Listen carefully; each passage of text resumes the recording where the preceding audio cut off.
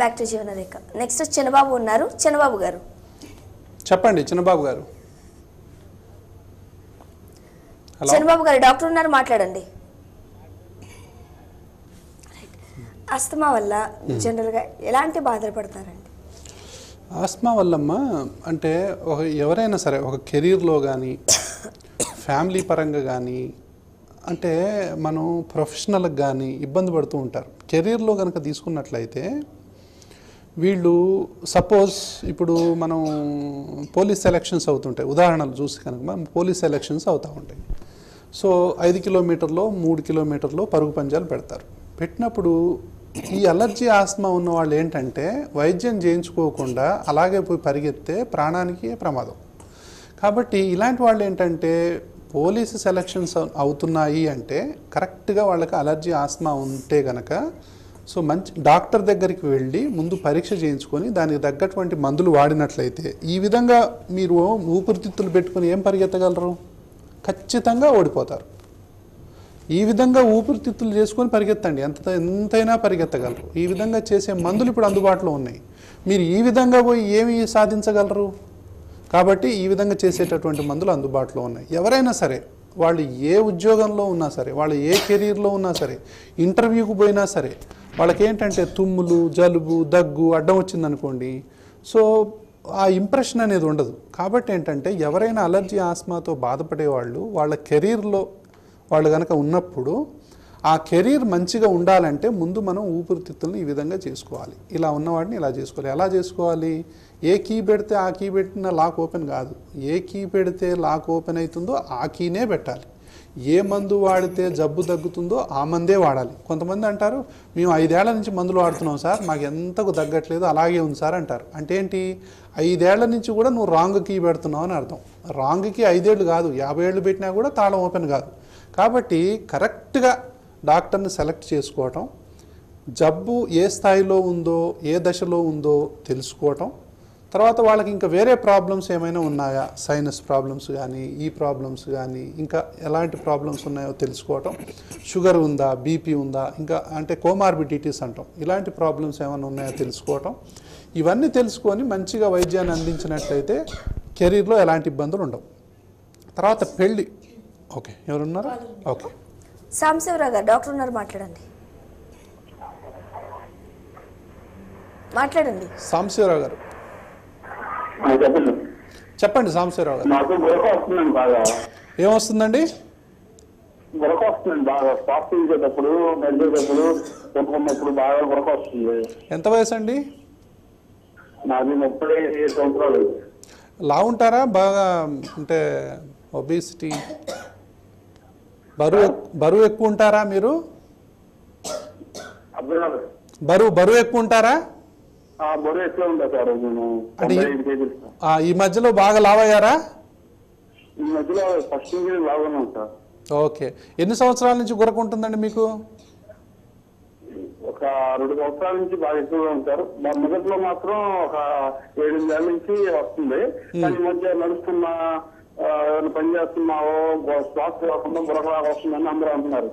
అదేంటంటే అర్థం కావట్లేదు. మీరే అదే నైట్ పూట కూడా చాలా, అంటే మీ పక్కన పడుకునే వాళ్ళంతా ఇబ్బంది పడుతున్నారనే, అందరూ అదే ఉన్నారు సార్. గురకైపోయి ఎవరు పడతలేదు అంటున్నారు. ఫ్రెండ్స్ కానీ ప్రయాణం చేసేటప్పుడు కానీ ఎక్కడ వేరే వాళ్ళ ఇంటికి పోయినప్పుడు కానీ ఇబ్బంది పడుతుంటారు కదా? అందరూ ఎవరిపోతారు సార్. వాళ్ళందరికీ ఎవరిపోతారు సార్. మీకు ముక్కు దిబ్బడేస్తుందండి? బాగా ఎక్కువ వస్తుంది. ముక్కు దిబ్బడేస్తుందా మీకు? డస్ట్ ఎలర్జీ అలాంటివి? అదేం లేదు సార్, డస్ట్ ఎలర్జీ ఏం లేదు. 10 ఏళ్ళ నుంచి వస్తుంది గురక. అంటే మీరు మెట్లెక్కితే ఆయాసం వస్తుంది అంటున్నారు కదా, వస్తుంది సార్. అదే అంటే ఒకటి మీకు ఏదన్నా పడంది ఏమన్నా ఉందా అనేది ఫస్ట్ చూసుకోవాలి. కలుస్తాను మానేది సార్. అంటే మీరు పొగ తాగుతారా? Sir alcohol? సార్ ఓకే, మీరు చెప్తే వినండి. అయితే ఈ ఒబేసిటీ అనేది మీకు పగులుపూట నిద్ర వస్తుందా అండి? మాటికి ఎక్కడ పడుకుంటే అక్కడ? అయితే ఏమవుతుందంటే అమ్మా, ఈ ఒబేసిటీ ఉన్నవాళ్ళు అంటే లావుగా ఉండటం, ఊబకాయం అంటాం కదా, లావుగా ఉండటం ప్లస్ అతి నిద్ర. కొంతమంది ఎక్కడ పెడితే అక్కడ నిద్రపోతూ ఉంటారు. నిద్ర అనేది పిలిస్తే పలుకుతుంది, పిలవపోయినా పలుకుద్ది. అంత నిద్రపోతుంటారు. గురక వల్ల నిద్ర వస్తుంది అంటారా? అంటే ఈ గురక వల్ల ఏమవుద్దంటే కొంతమంది గురక పెడితే ఏమనుకుంటారు, అబ్బా వేరే లెవెల్లో నిద్రపోతున్నాడు, ఎంత అదృష్టవంతుడు అనుకుంటారు. యాక్చువల్గా నిద్ర ఉండదు, మెదడంతా డిస్టర్బ్ అవుతుంది. వాళ్ళు రెమ్ స్లీప్ అని ఉంటుందన్నమాట. డీప్ స్లీప్లోకి వెళ్ళలేరు వాళ్ళు. డీప్ స్లీప్లోకి వెళ్లకుండా సూపర్ఫిషియల్ స్లీప్లోకే ఉంటారు వాళ్ళు. డీప్ స్లీప్లోకి వెళ్ళేసరికి ఏమవుతుందంటే ఈ గొంతు దగ్గర ఉన్నటువంటి కండరాలన్నీ రిలాక్స్ అయిపోయి ఒకేసారి మూసుకుంటుంది ఆ ట్యూబ్ అనేది. మూసుకోగానే ఏమవుతుందంటే వీళ్ళు ఉలిక్కిపడి లేస్తారు. అంటే మాటికి నిద్ర డిస్టర్బ్ అవుతుంది. గంటకు 10 సార్లు 20 సార్లు 30 సార్లు 40 సార్లు కూడా డిస్టర్బ్ అవ్వచ్చు. తెల్లవార్లు నిద్ర డిస్టర్బ్ అవుతూ ఉంటే ఇంకా వాళ్ళకు నిద్ర ఎక్కడిది? కానీ వాళ్ళకు తెలియదు ఆ విషయం. పక్కన ఉన్నవాళ్ళు మాత్రం భయపడిపోతూ ఉంటారు, ఆ గురక చూసి భయపడిపోతూ ఉంటారు. అంత లేసి గురక వస్తుందన్నమాట. కాబట్టి ఊబకాయం ఉన్న ఈ midnight obstructive sleep apnea అంటాం. అంటే స్తంభించిపోవటం, ఊపిరి అనేది స్తంభించిపోతుంది 10 సెకండ్ల పాటు 20 సెకండ్ల పాటు, కొంతమంది 1 మినిట్ 2 మినిట్స్ కూడా ఊపిరి ఆగిపోతుంది. అప్పుడు ఏమవుతుందంటే వీళ్ళు నిద్ర ఉలిక్కిపడి ఒక్కసారి అని ఉలిక్కిపడి లేస్తారు. అట్లా లేవటం, తర్వాత అతి నిద్ర, ఇవి గనక ఉన్నట్లయితే ఇవి ఎన్నో జబ్బులకు దారితీస్తాయి. దీనివల్ల బీపీ రావచ్చు, షుగర్ రావచ్చు, గుండెపోటు రావచ్చు, బ్రెయిన్ స్ట్రోక్ రావచ్చు. దాని తర్వాత ఈ సెక్స్కి సంబంధించినటువంటి సమస్యలు వస్తాయి. తర్వాత కొలెస్ట్రాల్ ఎక్కువ పెరగవచ్చు, హార్మోన్ సమస్యలు రావచ్చు, తర్వాత బిహేవియరల్ ప్రాబ్లమ్స్ వస్తాయి, social problems, family problems. So ఎన్నో రకాలైనటువంటి ఇబ్బందులు ఈ గురక వల్ల ఉంటాయి. అయితే ఈ గురక పెట్టే వాళ్ళందరూ కూడా గమనించాల్సింది ఏంటి అంటే, ఈ గురక పెట్టేటటువంటి ఫ్యామిలీస్లో వాళ్ళ తల్లిదండ్రులకు కానీ ఎవరికైనా ఈ అలర్జీ ఆస్మా లక్షణాలు ఉన్నాయా? తుమ్ములు, జలుబు, దగ్గు, ఆయాసం, సైనస్, డస్ట్ ఎలర్జీ, నీళ్లు పడకపోవటం, ఐస్ క్రీమ్స్, కూల్ డ్రింక్స్ తాగినప్పుడు గొంతు తేడా చేయటం, కొంచెం గబగబా నడిచినప్పుడు ఆయాసం రావటం, వాతావరణం మారినప్పుడు కొంచెం తేడా చేయటం, ఈ లక్షణాలు ఉన్నాయా? ఉంటే గనక అండర్లయింగ్గా మీకు అలర్జీ ఆస్మా ఉండొచ్చు. దాని మీద ఈ యొక్క గురక అనేది ఉండొచ్చు. అప్పుడు మనము ఆ ఊపిరితిత్తుల్ని కనుక మనం మొదటిసారిగా ఇట్లా ప్రయత్నం చేసినట్లయితే గురక 50% తగ్గిపోద్ది. ముక్కు దిబ్బడేసిన వాళ్ళకి కానీ, దాని తర్వాత ఈ టాన్సిల్స్, ఎడినాయిడ్స్, సైనస్ ఇవి ఉన్నవాళ్ళకు అవి కనుక మనం క్లీన్ చేయగలిగితే వాళ్ళ గురక అనేది తగ్గిపోతుంది. అలా కాకుండా మీరు అలాగే బరువు తగ్గాలి. ఇంకో అతి ముఖ్యమైనటువంటి విషయం ఏంటంటే బరువు తగ్గటం. బరువు తగ్గుతూ ఉంటే ఈ యొక్క ఫ్యాట్ డిపాజిట్స్ ఉంటాయి లోపల మనకి. సో ఈ లాటరల్ ఫెరెంజియల్ వాల్ అంటాం, దాంట్లో ఎడిమా, తర్వాత ఈ ఫ్యాట్ డిపాజిట్స్ ఉంటాయి, అవన్నీ కూడా కరిగిపోతాయి బరువు తగ్గుతూ ఉంటాయి. ఫిట్నెస్ పెంచుకోవాలన్నమాట. ఇవేవి కానప్పుడు ఈ మందులు అంటే లైఫ్ స్టైల్ చేంజెస్ ఒకటి, మెడికల్ ట్రీట్మెంట్ రెండవది, మూడవది ఏంటంటే ఇంకా సిప్యాప్ అని ఉంటుందన్నమాట. మిషన్ పెట్టి గాలి కొట్టడం లోపలికి. అది చాలా ఇది అంటే చాలామంది ఓర్చుకోలేరు దాన్ని. కొంతమందికి డివైసెస్ పెడతారు, కొంతమందికి సర్జరీలను చేస్తారు. కాబట్టి ఇవన్నీ ఏమి తప్పాలి అంటే ఒకటే ఏం చేయాలంటే ఏది తినాలి, ఎంత ఫిట్నెస్ ఉండాలి, ఎంత వాకింగ్ చేయాలి, ఎన్ని ఎక్సర్సైజ్ చేయాలి, తినకూడనివి ఏంటివి, మనం బర్గర్స్ కానీ, పిజ్జాలు కానీ, ఇప్పుడు అవుట్ సైడ్ ఉన్నటువంటి ప్రాసెస్డ్ ఫుడ్స్ కానీ, స్వీట్లు, ఐస్ క్రీమ్స్, కూల్ డ్రింక్స్, ఈ యొక్క జంక్ ఫుడ్ అంతా అవాయిడ్ చేయటం అనేది నెంబర్ 1. తర్వాత చక్కగా వ్యాయామం చేయటం, వాకింగ్ చేయటం అనేది నెంబర్ 2. తర్వాత ఆ అలవాట్లు మార్చుకోవటం. పొగ తాగేవాళ్ళు పొగ తాగటం మానేయాలి. ముఖ్యంగా గురక ఉంటే ఆల్కహాల్ కనుక తాగినట్లయితే పక్కన పడుకునేటువంటి భార్యకు అది శాపం అనమాట. సో వెంటనే ఆల్కహాల్ మానేయాలి. లైఫ్ స్టైల్ చేంజెస్ మార్చుకోవాలి. లేకపోతే ఇందులో ఏంటంటే గురక పెట్టేది ఒకళ్ళైతే బాధపడేది, భరించేది వేరే వాళ్ళు. కాబట్టి వాళ్ళు కూడా అనారోగ్యం పాలవుతారు.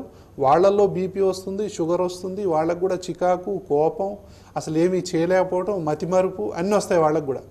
ఏది ఈ గురక విని పడుకోలేని వాళ్ళకి, వీళ్ళకి కాకుండా వాళ్ళకు కూడా. అంటే టోటల్ ఫ్యామిలీ డిస్టర్బ్ అయ్యేటటువంటి అవకాశాలు ఉన్నాయి. సోషల్కి కూడా వీళ్ళకి ఎన్నో ప్రాబ్లమ్స్, అనుమానాలు, అవమానాలు. మనం ప్రయాణం చేసేటప్పుడు అందరూ మన వైపుకు వింతగా చూస్తుంటే ఆ చూపులు భరించలేకపోతారు పాపం వీళ్ళు. కానీ వీటన్నిటి బదులు ఏంటంటే కరెక్ట్గా డాక్టర్ని సంప్రదించి అసలు ఈ నిద్ర, ఈ గురక అనేది ప్రమాదకరమైన గురక కాదా తెలుసుకోవాలి. అంటే స్లీప్ స్టడీ అని ఉంటుందన్నమాట. స్లీప్ స్టడీ చేయించుకోవాలి. స్లీప్ స్టడీ చేయించుకున్నప్పుడు ఆ స్లీప్ స్టడీని బట్టి వీళ్ళకి గురకకు ఏ టైప్ ఆఫ్ గురక, ఇది అబ్స్ట్రక్టివ్ స్లీప్ యాప్నియానా, ఇంకా ఏ టైప్ ఆఫ్ గురక అనేది నిర్ధారించి దానికి తగ్గటువంటి వైద్యాన్ని కనుక మనం పొందినట్లయితే ఈ గురక నుంచి చాలా వరకు విముక్తి పొందవచ్చు. అప్పుడు వీళ్ళు నార్మల్ లైఫ్ని గడపవచ్చు. ఈ అలర్జీ లేదా ఆస్తమాతో బాధపడే వాళ్ళకి ట్రీట్మెంట్ ఎట్లా ఉంటుంది? అలర్జీ అయినా ఆస్మా అయినమ్మా ఇప్పుడు అలర్జీ అనేది ముక్కులో ఉండొచ్చు. అలర్జీకి రైనైటిస్ అంటాం, అంటే తుమ్ములు, జలుబు, ముక్కు గారటం, ముక్కు దెబ్బడేయటం. కొంతమంది కళ్ళు దురద పెడతాయి, కళ్ళల్లో దురద. కొంతమందికి చర్మం దురద పెడుతుంది, దద్దుర్లు వస్తాయి. సో ఎగ్జీమా అంటాం, ఇన్ఫాంటైల్ ఎగ్జీమా అంటాం. చిన్నపిల్లలు పుట్టినప్పుడు ఇవన్నీ దురదలు ఉంటాయి, ఇక్కడ కాళ్ళకు ఉంటుంది. సో రకరకాలుగా వాళ్ళకి ఆ స్కిన్ ప్రాబ్లమ్స్ ఉంటాయి. అంటే కళ్ళల్లో ఉంటే అలర్జిక్ కంజంక్టివైటిస్ అంటాం, ముక్కులో ఉంటే అలర్జిక్ రైనైటిస్ అంటాం, చర్మం మీద ఉంటే అలర్జిక్ డర్మటైటిస్ అంటాం, లేకపోతే ఎగ్జీమా అంటాం. అదే ప్రాబ్లం ఊపిరితిత్తుల్లో ఉంటే అలర్జిక్ బ్రాంకైటిస్ అంటాం, ఆస్మా అంటాం. అయితే వీటికి ఏంటంటే ఫస్ట్ దేని వల్లనైతే మనకు ఈ అలర్జీ కలుగుతుందో దానికి దూరంగా ఉండటం. నేను చెప్పాను కదా, సాంబ్రాణి పొగలకు దూరంగా ఉండటం, దుమ్ము, ధూళి, తర్వాత పోలెన్సు, పుప్పుడు రేణువులు, వీటన్నిటికి దూరంగా ఉండటం. ఏదైతే పడదో దానికి దూరంగా ఉండటం, యాసిడ్ ఫ్యూమ్స్ కానివ్వండి, తర్వాత ఊదికడ్డీల పొగకు కానివ్వండి. సో వీటన్నిటికి దూరంగా ఉండటం. సో పొల్యూషన్లో పోయేవాళ్ళు మాస్కులు ధరించటం. సో ఇవి నివారణ చర్యలు అన్నమాట. తర్వాత ఏంటంటే వ్యాక్సిన్లు తీసుకోవడం. వైరస్కు సంబంధించిన వ్యాక్సిన్లు అందుబాటులో ఉన్నాయి, ఇప్పుడు బ్యాక్టీరియాకు సంబంధించినటువంటి వ్యాక్సిన్లు అందుబాటులో ఉన్నాయి. ఇవి తీసుకున్నట్లయితే మాటికి ఇన్ఫెక్షన్లు వస్తాయి. ఆ ఇన్ఫెక్షన్ల వల్ల ఆస్మా అనేది మీకు ఉధృతం అవ్వచ్చు. దానివల్ల మనం ఆస్మా బారి నుంచి మనం రక్షించబడతాం ఎప్పుడు వ్యాక్సిన్లు కరెక్ట్గా తీసుకుంటే. ఇంకోటి ఏంటంటే మనకు ఇన్హేలర్స్ ఉన్నాయి, రిలీవర్స్ అంటాం, ప్రివెంటర్స్ అంటాం. ఏ ఇన్హేలర్ వాడాలి, ఏ డోస్లో వాడాలి, ఎంతకాలం వాడాలి, ఏ టెక్నిక్తో వాడాలి అనేది అనుభవం ఉన్నటువంటి డాక్టర్ ద్వారా తెలుసుకుంటేనే వాళ్ళ జీవితం ఆనందంగా ఉంటుందన్నమాట. కాబట్టి వీటన్నిటినీ అనుసంధానం చేస్తూ కరెక్ట్ వైద్యుని సంప్రదించి కరెక్ట్ వైద్యాన్ని కనుక మనం పొందినట్లయితే జీవితం అనేది చాలా హ్యాపీగా గడపవచ్చు. థ్యాంక్ యూ సో మచ్ అండి. Thanks for coming. ఇది జీవనరేఖ కార్యక్రమం. చూస్తూనే ఉండండి TV1.